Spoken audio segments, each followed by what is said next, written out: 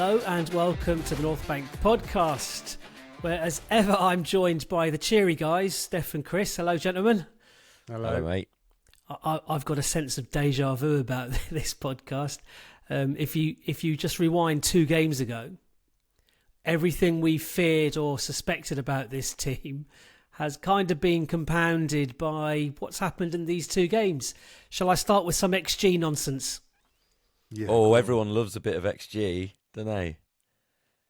After 90 minutes, of course, we're talking about the United FA Cup debacle that was yesterday. And can I just say that I've had so many painful moments in that competition against that opposition that I'm struggling to process this one. 90 minutes XG, we were 3.25, they were 0.19. I mean, 3.25 versus 0.19. After 120 minutes, we were 3.87. They were 0.33. That obviously was the Raya save from really, really top draw save. I wish now it had gone in, not had to endure the penalties. It's just so crushingly familiar. Big team rocks up at the Emirates, parks the bus, demonstrates very little ambition. Fine, it's up to us to break them down. We create ridiculous numbers of chances, don't score, they hit us on the breakaway. Can I say that was a very good United goal in terms of Fernandez's finish? Gabriel obviously made his mistake. And then what? We chance after chance after chance. We get back into it, and we end up ultimately coming a cropper once again. And we will talk later on in this pod. We will have a little brief look ahead to Spurs on Wednesday, and it's just the same. It's like rinse and repeat. It just feels like it's going to be the same game again. They're going to turn up. They're not going to show much ambition. They don't need to, because they'll hit us on the break. Go on, Steph. Except they're managed by Ange Postecoglou, This is true. who it's who we are, mate. they're gonna attack. They're gonna play in exactly the same way. So yeah. Mm. Who almost went out to Tamworth, just Yeah, but they didn't.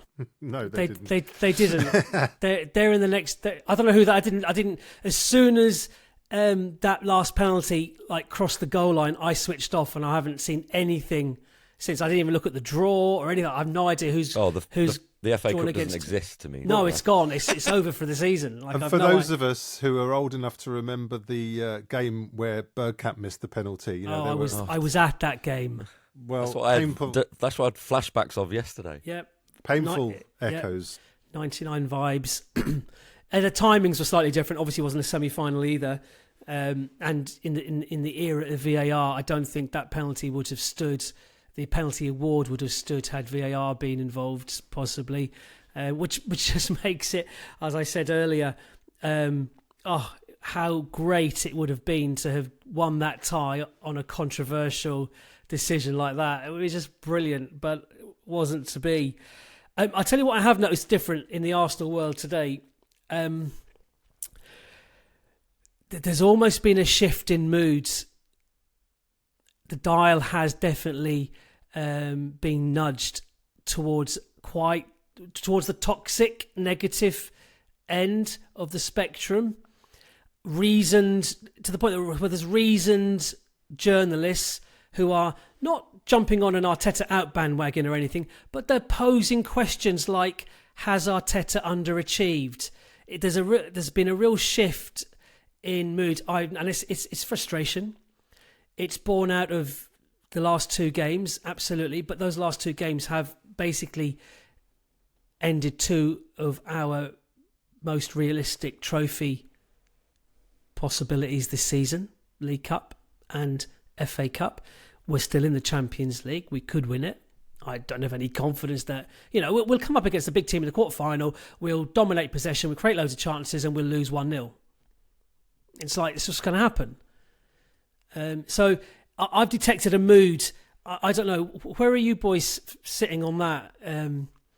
Well, I'll just jump in very briefly and say that there was a definite mood change in the ground yesterday, and again, it's totally born out of frustration, but it's also frustration in the sense that we can sort of see what the issues are, and you say it's over these last couple of games. I'd argue we had similar issues last season that have not been fully addressed. What issue in particular? Well, the lack of finishing in certain games and making the difference when we need to. Right, can I? I'm going to jump in on you jumping in briefly. Okay. I'm going to read you something that I said. 6 days to go till the transfer window closes. Hopefully we'll sign the striker we clearly desperately need.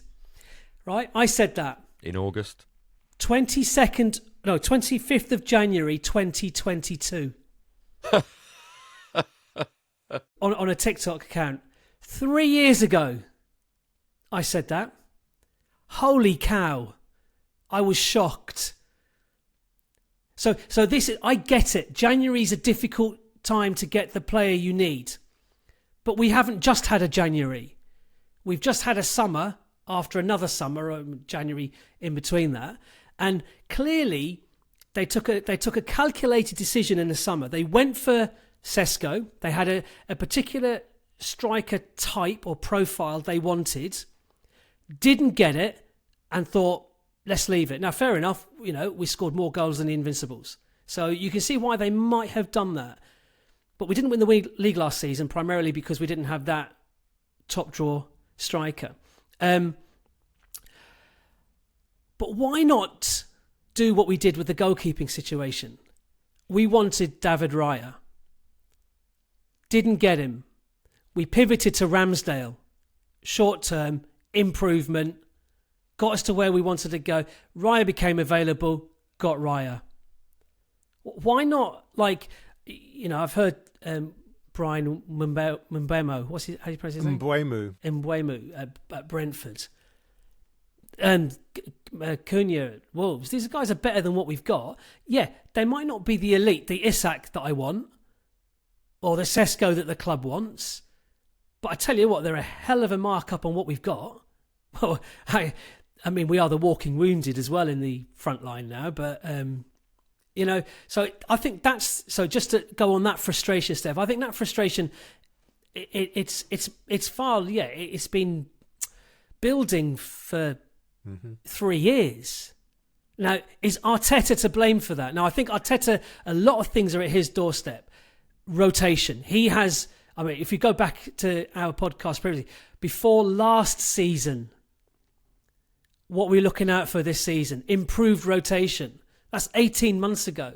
I'm on record as saying Saka's injuries down to Arteta.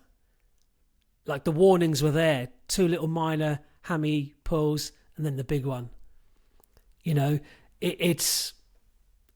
Timber. I believe Timber's injured. I didn't realise this after last night. I don't know. Another muscular injury. Calafiori, Tomiyasu. What? Le Grove points to issues with training. I don't know. I'm like, so Steph, back to you. What's? Well, it's just generally the noise isn't good, and it's when you hit a bit of dodgy form that people do begin to scrutinise, and the more we look now, the less rosy the picture sort of becomes. And I actually think that Ramsdale Raya point is really good, because it's all well and good being principled in terms of your targets and wanting the right player, because ultimately there is an extra cost burden involved when you're trying to reinforce the front line. Strikers cost more money because goals caught more headlines, attract more eyes, and all those sorts of things as well. They're seen as the real difference makers. And look, we've built a brilliant foundation now with a defence, the goalkeeper, arguably the midfield, although that's going to need looking at in the summer. And ultimately, the front line now is really sort of stuttering. And I think it's all well and good looking at the number of goals we scored last season, more than the Invincibles and everything like that. But still am haunted by those 5 games where we drew blanks because, like you say, you're looking for a difference maker. You're looking for a player who's going to make certain moves and make the difference in games where it's hard to break down. And yesterday, just to try and wrestle it back to the current context, yesterday could not have gone better for us in certain incidents. They had a man sent off. We got a penalty. There's no crying look or anything. All right, yes, you can mention about injuries, but the game was there and we couldn't take it. Now, look, players miss penalties. Odegaard missed his penalty, that's fine. But like you say, the quality of chances that we had needed to be taken, and there's just something blunt, whether it's in the players' minds, whether it's form, whatever. But I'm at the point where it's just like, even if we were to sign a player like Acuna, like who was the other one you mentioned? Isak. Bueno. No, get Isak out of your mind. You're obsessed, man. But yeah, and Mbeumo, someone where we do need to perhaps just think a little bit differently, because we need to be humble enough to say, okay, those players are unattainable, and everyone knows their quality and what they would add and this, that and the other. But maybe we just need to, like you say, try something different, because talking with a couple of people yesterday to and from the game, we do need to now manufacture just something for a bit of uplift. And a change of something, because Sterling's loan clearly has not worked, albeit he showed some slightly better flashes and glimpses yesterday, although I've got a big issue with him not really pressing the goalkeeper at one point, which sort of did my head in. And like you say, now Jesus has gone out injured and looks like a bad one. There's just not the choice. We just need that variety. We need someone to come in and add something different, and just give everyone a bit of a lift, because it's not good enough at the minute. I mean, the thing is, we're not even linked with anybody. No, it's interesting. Like so this quiet. Doniel Marlin, who's an ex-youth team player from us. Aston Villa are picking him up from Dortmund for 18 million quid. Again, he's better than what we've got available. He's not going to, be the guy we look to splash out on in the summer. And I think he would be highly motivated coming back to us. He's gone on record as saying he'd love to get an opportunity back, and I think he'd be highly motivated. Look, I don't know whether he'd be better than a Reece Nelson or an Eddie Nketiah. I've no idea. But at the moment, we haven't got picking my team for Spurs on Wednesday, and it is bare bones in the attacking sense. But again, we've got a fantastic defence. We are solid. We are creating chances. The frustration is that once again, it's that one player that we're short of, and it's been like that since the 25th of January 2022. Apparently. Arguably more than one player as well, when you think about the lack of credible cover for someone like Saka to give him a proper rest. And we've got an issue now, because if Jesus has an ACL, and I really hope he doesn't, and first and foremost, that's tough on him, and wish him well and everything. But we're not going to sell him in the summer. Mm-mm. Is he one of our highest earners? Yes, I would imagine so. Okay, so we've got a problem there. In terms of our wage bill and shifting players and getting players in, I don't know. I keep flip-flopping between really focusing my ire on Arteta. There's a lot he's done really well, but he hasn't got the what's the word? He hasn't banked the goodwill that Wenger had. So I'm not giving him years like I gave Wenger. I mean, I never shouted Wenger out. I was never that vitriolic, toxic voice in the... I was frustrated, of course I was. But Arteta hasn't got that goodwill amongst the fan base that Wenger had, clearly. But is it his... Then I go from there to like the comments he makes in his pressers about implying that it's not his decision. And he can't surely reject the opportunity to have another body or two in coming in. He can't. You know, So as a manager, you want options. Although I've wondered, and the Chelsea situation with their 482 players in the squad situation kind of highlighted this, that there was a trend sort of up till recently where the likes of Guardiola, who probably championed this, and I think Klopp to some extent as well at Liverpool, it was all about having a core of 15, 16, maybe 17 players at kind of most, who would be your kind of core and you would rely on, because your tactics were so sort of had such a clear identity that you needed your kind of set trained soldiers in order to do that.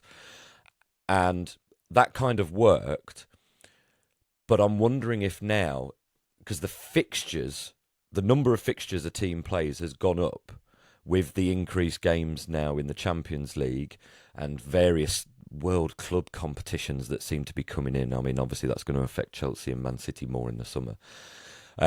But I think there might need to be a move. And look at Man City with their, 14 game run without a win or something like that, where they weren't able to replace some of their players who went out injured and were unavailable, because they just simply didn't have the depth in order to do that. And I wonder if clubs now, that whole thing about getting rid of the deadwood might need to reverse a bit, and your squad needs to be just that little bit shallower. It might mean the quality level sort of has to drop a little bit, because, you have to factor in wages, you have to factor in the transfer fee. But ultimately, you just need that little bit better quality further down the line to draw upon, because you simply can't guarantee players not being out for a couple of months. We got away with it, last couple of years, really, a Saliba injury aside. And now Saka out for a long time, Odegaard out for a long time, Jesus has gone down again. It's a worrying sort of move. So therefore, be humble, have a look at some different options, and see what's out there, because ultimately, I'm also reminded of an Alan Shearer quote. Alan Shearer, the Premier League's all-time top scorer. He famously says that when he's done his analysis on Match of the Day, he worries more about a striker when they're not getting chances. Okay, because it shows that the striker's either not making the runs because they don't have the instinct for it, or they're not quite in the right positions, and blah blah blah. Well, look, Arsenal are creating the chances. The players are getting in the right positions, but they're perhaps not good enough to finish them off. So I think it's got to the point where we try someone else, and that might mean dipping into the market in a slightly more desperate way. Gary Lineker mentioned someone like Liam Delap. Oh, sure, he's been really impressive this year. For an Ipswich side who are always going to be a little bit under the cosh. Yeah. Look at Cole Palmer from Man City to Chelsea. Look at the impact he had. And Liam Delap is more experienced than he was. And Cole Palmer just slotted into a top six side seamlessly and has become their best player. And wasn't the quote, I think I saw the same Lineker quote, wasn't the quote that further down the line he's going to cost a hell of a lot more if he gets better and better. Yeah. So, and again, he's better than what we've got. Certainly different. He's pace as well, hasn't he? And he just puts himself about, and he's got that instinct. Yeah. Look, we are creating chances, and I know Arteta says, "Oh, we would have won that game 1,000 times," and so on. And I don't have any issue with him saying that. However, he's having to repeat himself after quite a few games this season. Just to give, it's this goals from open play. We've actually scored fewer goals than Wolves and Brentford from open play this season. I think we're 23 behind Liverpool. 23 goals from open play behind Liverpool. We're 8 behind Spurs, who are in second place. So Liverpool are kind of quite far out on their own. What's the other? Oh yeah, our XG. We've scored one goal from an average XG of 8, and someone tweeted that, and someone wrote underneath, "All hail Havertz." which is a bit harsh. That's not. I mean, that's not even tactics. If you're creating chances from open play, you can't turn around and say, well, you're just playing for set pieces or you're playing defensive. Absolutely. It points to one thing. It points to one thing. Finishing. Yeah, quality. Quality. Let me augment that with some stats to please you further, Holly. All right, stat uncle. We're only 6th in terms of big chance conversion rate all season and 8th since the 1st of December. And we're the only side in the top 6 not to have a goal scorer in double figures. Havertz is out. It's on 7. 7. Yeah. So, I mean, that worked last season when they were scoring by committee and it was all rosy. And now we're looking at it and thinking, well, was that an anomaly? Did we overachieve last season? And was it?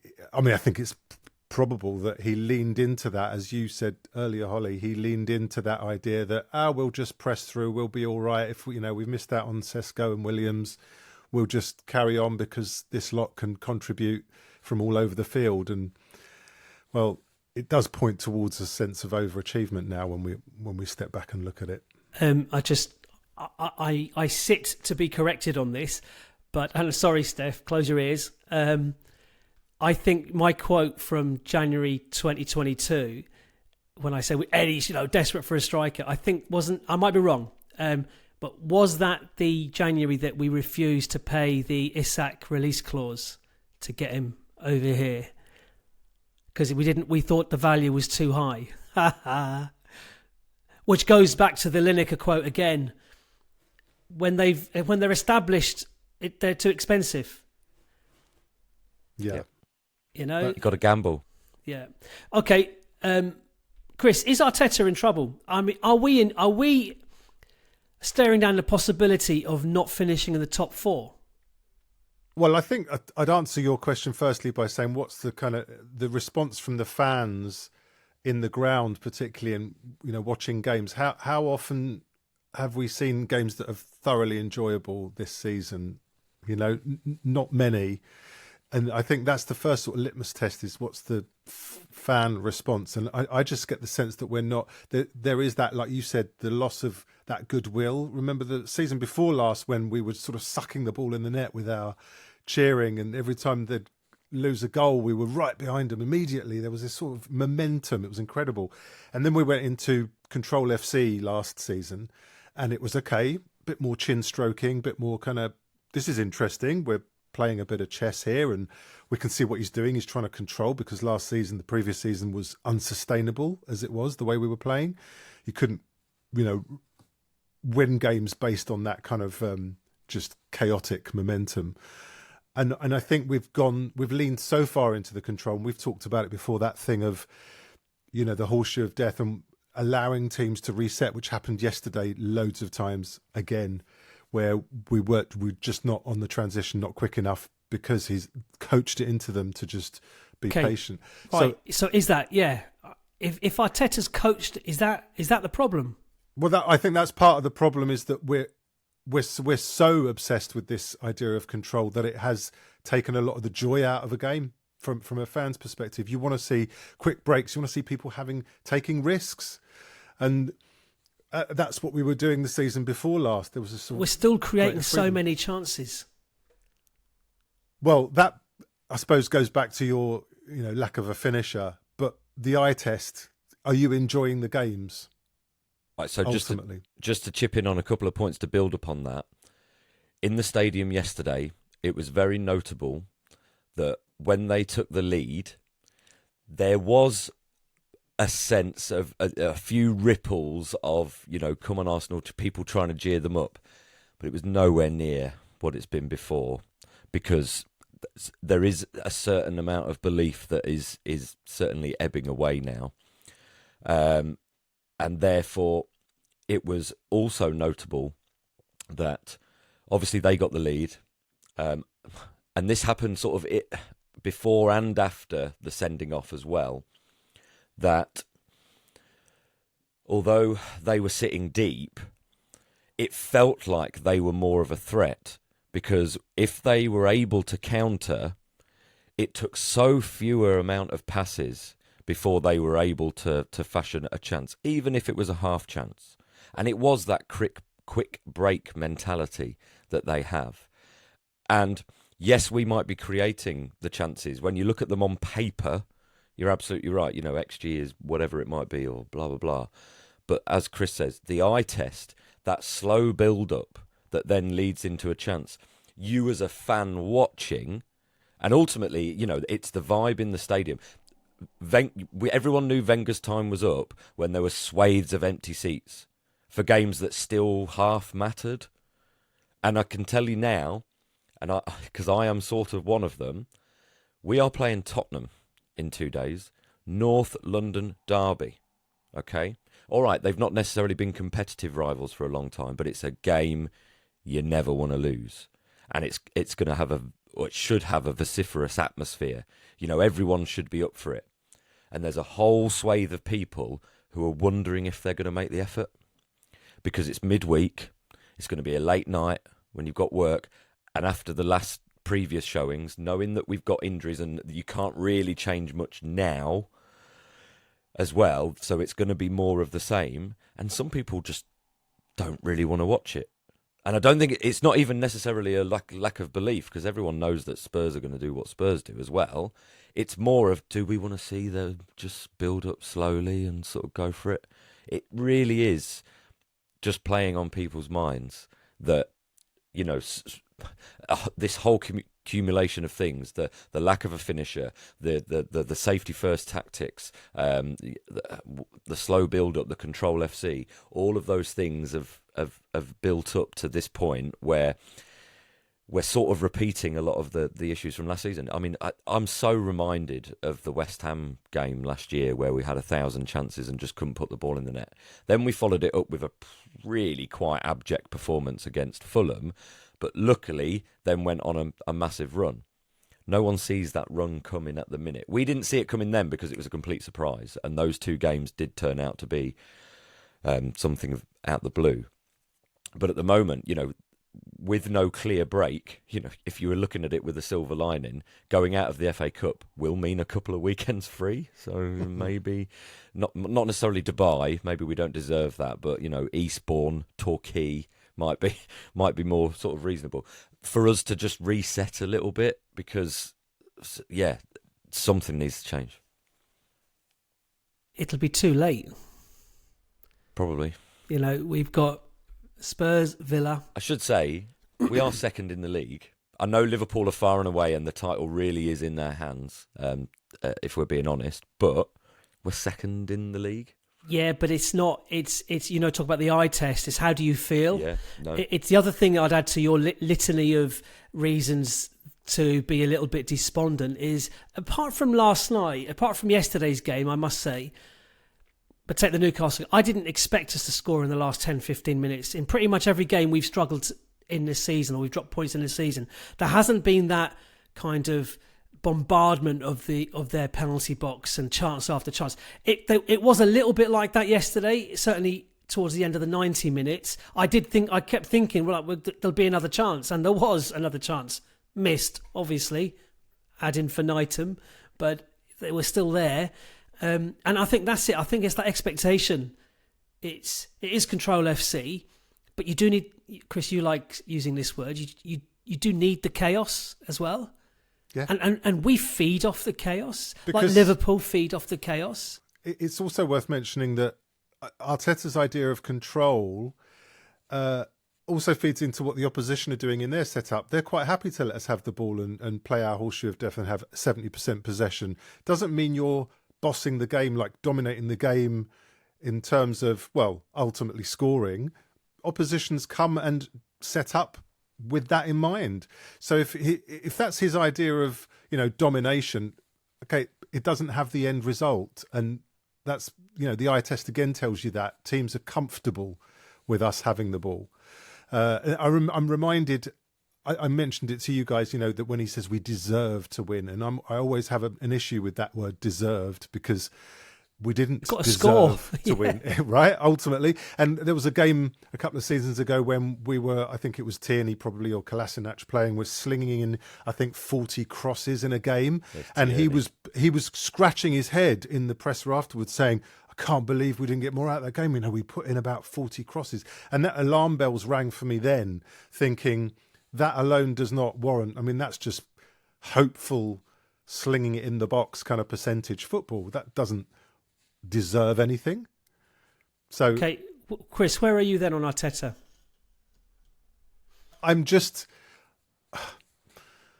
I just hope he can learn and pivot, as we've just been saying, and show some humility and accept that he needs to maybe change his game model and maybe go for more of a target man. Just be adaptable. I'm certainly not jumping on this. Is that because he's the Arsenal manager, or is that because he's Arteta that you hope he... Because I think he's done brilliantly so far. You can't not appreciate what he's done so far, and holistically throughout the club. And I want this to continue. So I'm not going to jump on the sort of bandwagon. So you still think he's the man for the job, provided he can show that capacity for change and evolution, if you like. At the moment, yeah. Stef, you were like... I was just sort of nodding and sort of hoping you wouldn't ask me the same question, to be honest. But it's one of those things. And I think it's an element of when he first came in, I don't know how I felt because he was a rookie, and quite like the stance he took on a few things, and then ultimately was blown away by, the progress that we've made, the last couple of years. And there's going to be... the word that kept coming to mind yesterday when I was talking to people was plateau. And I feel like there's definitely a plateau, and there needs to be a shake-up of some kind. Can he kick on? Can he, or can the systems around him as well? Because as much as he is a hugely influential and dominant figure at the club, he is one part of a club. So it could be the owners saying, actually, here you go, we'll back you to a certain point, go and do something with that. Maybe it's the coaches around him who need either fresh ideas or a change in personnel, maybe at some level there, but something just to move in a slightly different direction. Can he turn a ship that needs righting in its direction? Can I just add, in sort of mitigation, that I think Adu leaving is a big deal in that, particularly now, January, looking around, we know we've got this guy as a sort of caretaker. Yeah. Jason, what's his chops? I can't remember. I would imagine that isn't helping, and in terms of forward planning. Also, injuries, and I know we shouldn't just lean on the injuries issue, but you cannot legislate for losing. You can, but you should. Well, you can, and you should. You can you can ensure, or you can minimise the potential for injuries. Someone dives in over the ball and snaps your leg in half. Fine, right? You can't legislate for that, but you can. And I just point to Saka. You can legislate for guarding against Saka's there seems injury. to have been a conflation of players not playing in to their best of their abilities. They're out of form, plus the injuries. It seems to be a conflation of things. And you're right. He could have done more to mitigate against that. But I do feel that is a lot of bad luck that he's endured. Well, another thing I said, I think I said it last time as well, that I just wonder if it's better to be a lucky general than it is a good one. Yes. And he's not lucky at the moment. He's not being very lucky. From Saliba's injury 2.5 years ago. Yeah. To all these crazy referee decisions that happen. Where do you once. stand, Holly? Yeah. No, I'm asking the questions. No, come on. Where do I stand? No, I listen. You cannot. I think he's earned this season. I'm thinking ahead. I'm hearing what I'm saying out loud, and then my next immediate follow-on thought is, what if we don't beat Spurs? And what if the same thing happens again as has happened against Newcastle in the League Cup, United in the FA Cup, Spurs and Villa, and to be fair, Villa are probably more of a threat than Spurs, because Spurs have their own issues at the moment. Tamworth FC demonstrated. but it is conceivable to think we failed to win, not necessarily lose, but we failed to win these 2 games. That is the league gone. Now, you could argue the league's gone anyway, but failure to win those 2 games, and you're probably looking at Man City above us again. And then you got top 4 concerns. The pod we put out between Spurs and Villa, I have got quite an interesting observation on remaining fixtures and so on. It's a bit of hopium in the darkness, but it will only serve its purpose if we beat Spurs.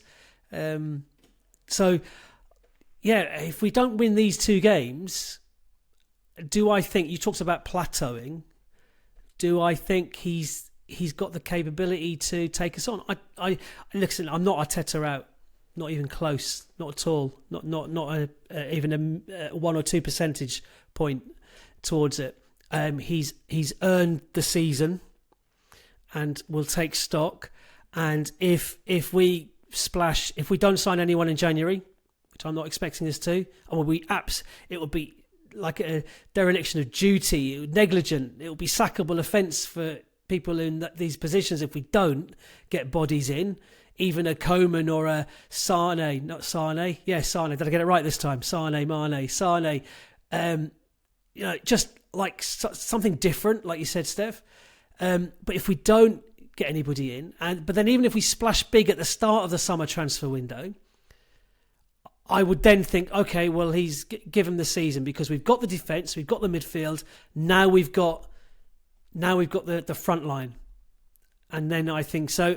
So what am I saying? I'm saying he's got the remainder of this season. He's got this till this time next year. He doesn't have to win a trophy this season. I mean, there's 2 trophies he can't win now, and the other 2 are the big ones. So, do you think the way we played informs that as well, in terms of, if fans are behind you because of the positivity of your play, that goes a long way to kind of putting credits in the bank, doesn't it? Listen, as I was under George Graham, I care less about how we play and more about us winning. Now, Wenger taught me another way. Wenger taught us all another way. I didn't believe as an Arsenal fan that I could support a team that played good football and won the league, because we'd never done it before. We were either a cup team or the most mind-numbingly dull 1-0 to the Arsenal league team. And I was there for it. Brilliant it was, yeah. Fine when you're winning. When you're winning, that's absolutely fine. So I will care less about how we win the league, so long as we win the league. The problem comes, obviously. I mean, he's a rookie manager still at this level. So he's learning. And again, I point to he's not a stupid man by any stretch. He cannot look at that squad. He cannot have looked at that squad in the summer and thought it doesn't need additions up front, wide, and just up front, across the forward line. I'm not talking about the number 9 striker. Fine, you don't get the number 9 striker, but then get that wide player in. But they did. This is the thing, isn't it? Because the counter to that, and I'm not saying I necessarily agree with the counter, is, well, they tried to sign Sesko, and it's like, well, yes, and Williams, but but you're going to have. I mean, again, with the preparation, we all saw it in the Amazon documentary with the names on the boards, and it went down a whole list. Like, you'll have your primary target, your secondary target, but you should have ones beneath that as well. And it just, there's no guarantee Sesko will come to us in next summer. Exactly, it's like. I tell you, I'm really bad at this guy's pronunciation. The Napoli striker, he's Osimhen. Absolutely brilliant. No, the winger. Sorry, Napoli. Maybe I'm not Napoli. Krishyanishvili. Yes. I've said that completely wrong. But him, right? Yeah. He is one of the best players in world football. Who is he? Georgian? Yes. Was it the Euros or the World Cup we've just watched? Kvaratskhelia or something. It begins with a K. Yeah. And it's got Villi on the end. I think the PSG are in. Napoli call him. No, he's going to PSG. Yeah, because PSG have put in the groundwork over a number of years to call they him. have. But what a waste. Well, He's 23. What a waste for him, eh? No, but I don't. It points to his lack of ambition. It's like it's not a competitive league, is it? No, I mean he's won the league with Napoli, so he's probably thinking, yes, well, exactly. that's as tough as my assignment will probably get. Well, here's the thing: would he fit with Arteta in the same way that Arteta, you could arguably say, has blunted Martinelli's kind of chaos and that the element of what made him successful to begin with? Do you see someone like that coming in and being allowed that kind of free rein to play? I think someone of that skill and that level demands it. I think ultimately, if we've been talking about Arteta as rookie, but an intelligent. I think sometimes he's got to be moulded by the players he's got as well. You know, if he buys a player that, I mean, I haven't watched enough of that Georgian guy at Napoli. Notice me trying to avoid saying his name again. To know what he's like. But let's say he's a real mercurial kind of winger and, you know, can make something out of nothing. Well, if that's what you're buying, you've got to kind of relax to that a little bit. And, you know, if Arteta's so good at organising a defensive unit, as he's shown himself to do, well, then what you do is you put the players behind him to plug that gap that this mercurial talent will leave. Yeah. I think Arteta's got to be moulded by the players a little bit. Even George Graham had Ian Wright. You don't... And as Limpar. Yeah, you don't Merson curtail... was a bit of a flair player, wasn't he? Yeah. But solid base, and then your flair up front to do its thing, to sprinkle the stardust. Yeah. Are we going to say well done to United? Absolutely we should. I know we're an Arsenal podcast, but, you know... we are duty bound. Well done, United. Look, well done, United, in the sense that, you know, they had a game plan. It was one of containment, like they did in the league match. But the thing that struck me was the fact that the substitutions were clever from Amorim, because at a time when, you know, they'd lost a player having been sent off, and they knew they had something to hold on to, he brought on Ahmad and Xerxes that just gave them outlet. Because Xerxes, quite combative, he seemed, and Ahmad just, you know, electric pace, looks a real talent, and that allowed them just to break forward and create the few opportunities that they were able to muster, and they backed themselves, frankly, to defend against us, which they did relatively well. Well, they should have lost that game 4-1, well, 5-1. But here's the thing as well, and that's the thing, like, because I had it today, you know, going into work, and obviously, you know, everyone's talking about penalties and blah blah blah, and the amount of people that were saying, you know, their goalkeeper, oh my God, he was amazing. Look, I thought he had the most eye-catching yet not very good performance I think I've ever seen from a goalkeeper.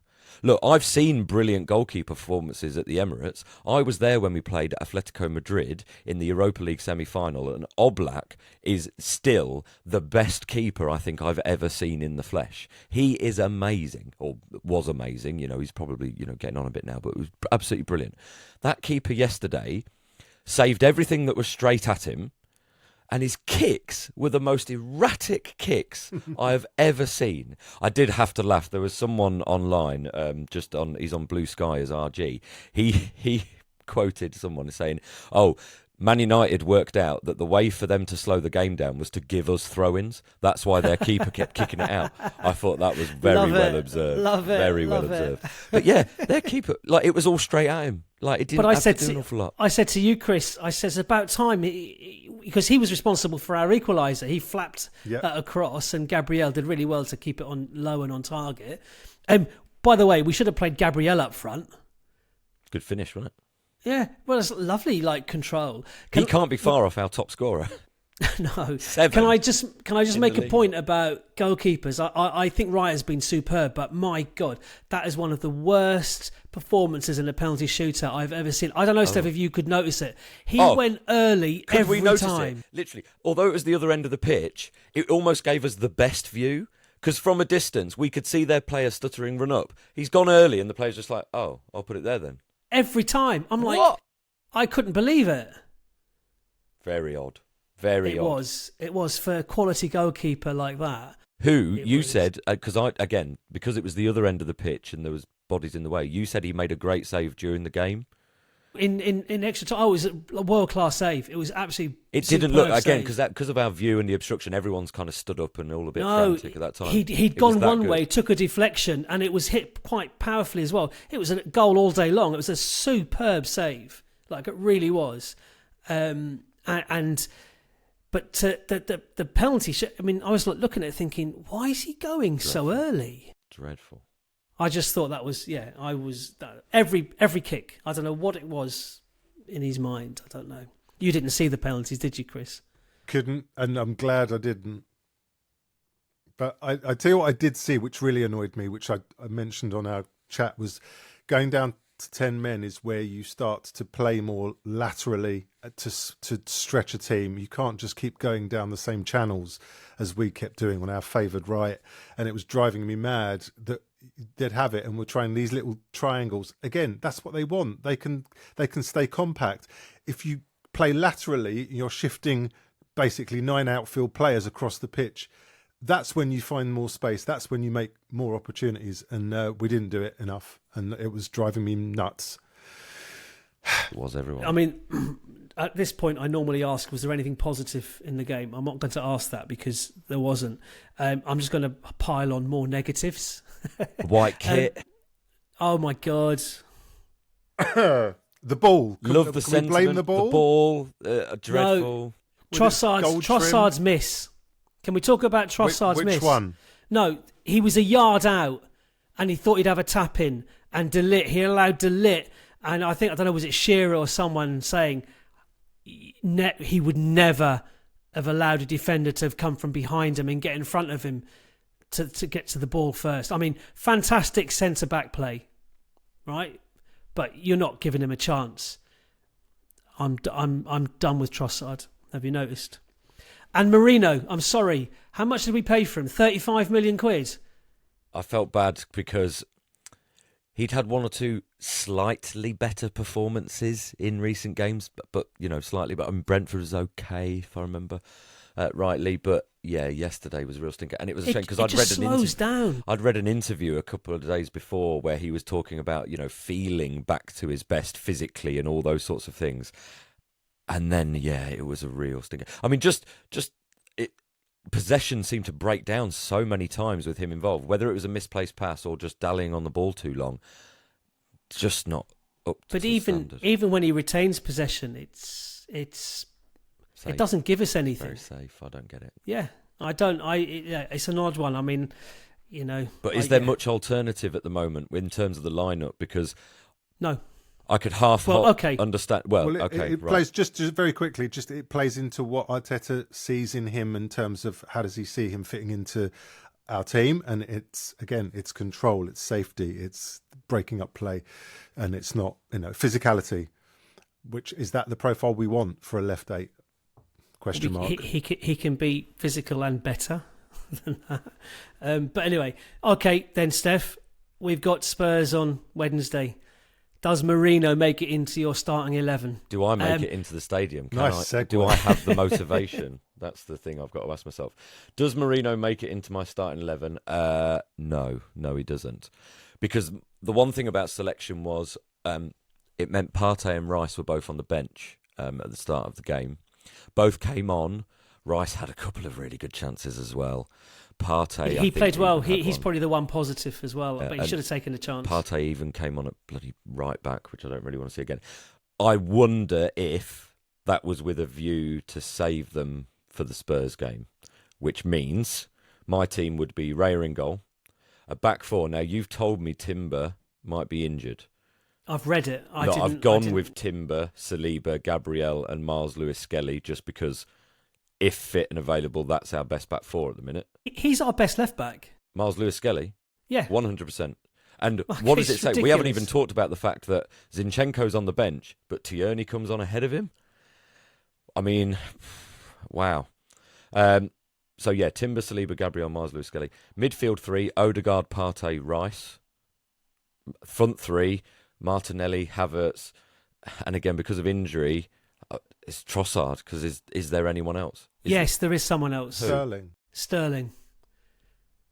I've gone for the exact same team as you, but with Sterling, not Trossard. Me too. Because interestingly, who Jesus got injured? Who came on? And what did Trossard do when he came on? Sterling at least offered something. Again, I wonder if his thinking was then, I prefer to save Trossard if I can for Tottenham. I mean, but that because for January transfer window out. No, it's Sterling going back to Chelsea's more likely than that. Look, so we've got the same team apart from Sterling, Trossard, but there's so little on movement in the team at the minute. Who's coming off the bench? Without who's on the bench? Kivior, brilliant. Chris, play him up front. Cabia, yeah. I've got exactly the same as you, Holly, by the sounds of it, with Sterling playing on the right, presumably, as you've got him, and Martinelli on his left. I fear that Timber won't make it, and so the kind of second option will... It's Partey, isn't it? It's going to be Partey there, and then Marino comes in left 8 and Rice is your 6. Which is not what we want to see, but... Is Calafiori... I mean, Calafiori's injured, isn't he? But he could play Zinchenko at left back and Lewis Skelly at right back, and keep Partey in the middle. He's going to, if he hasn't thought about it with Partey. Oh, God. I mean, see, these are the kind of things... This persistence with Partey at right back, that doesn't, that goes in the against column for Arteta. Clearly, like, it's for me one of the biggest things. It does cost us.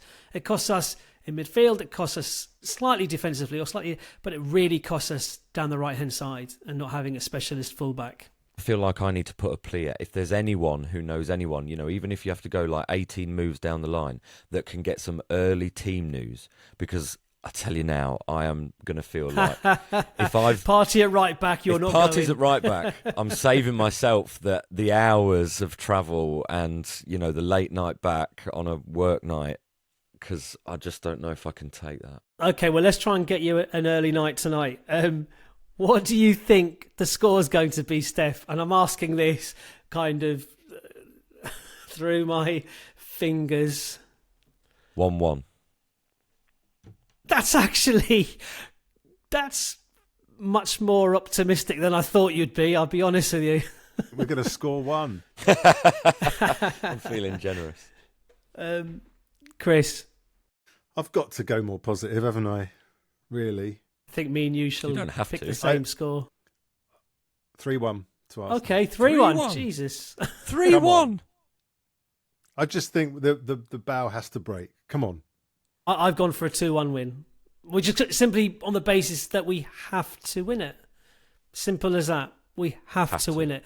And hopefully the players are smarting after the last two games. And I'm hoping the atmosphere will be electric and white hot, because it needs to be, and we need to draw a line under.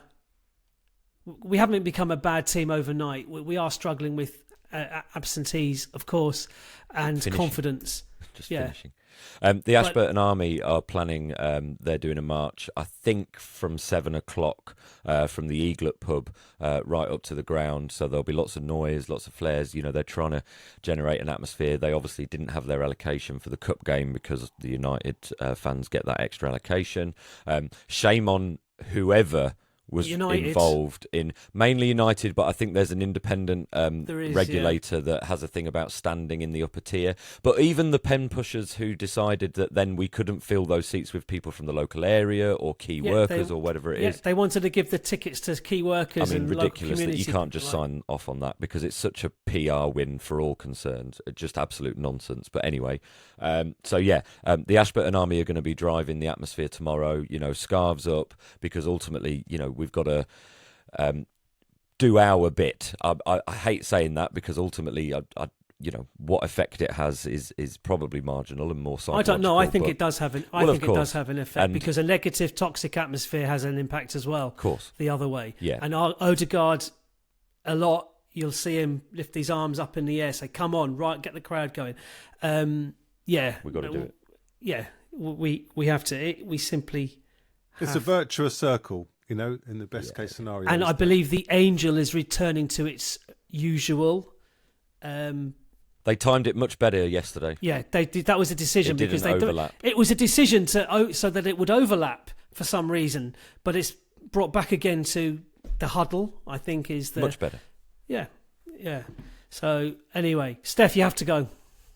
I am going. I'm just sort of mocking because I felt so dejected yesterday and fed up. So, but of course I'm going. I got a season ticket. I waited 10 years on the waiting list in order to get my season ticket, so I can go to Spurs at home and see Man United in the cup and do all those sort of things. So yeah, I'm going. Chris, are you going?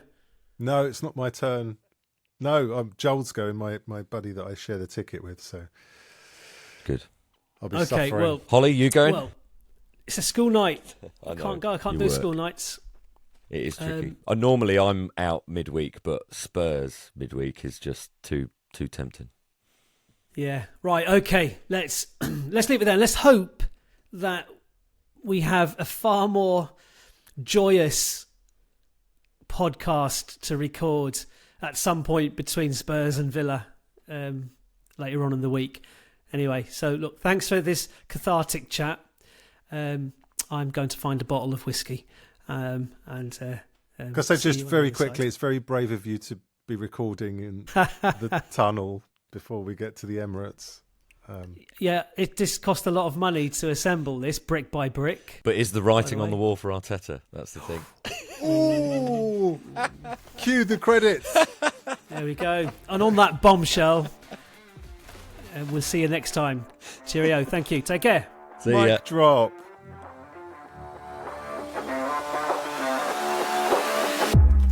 The North Bank, an Arsenal podcast. Subscribe, rate and review on your app and find us on Twitter, Instagram and TikTok at North Bank Pod.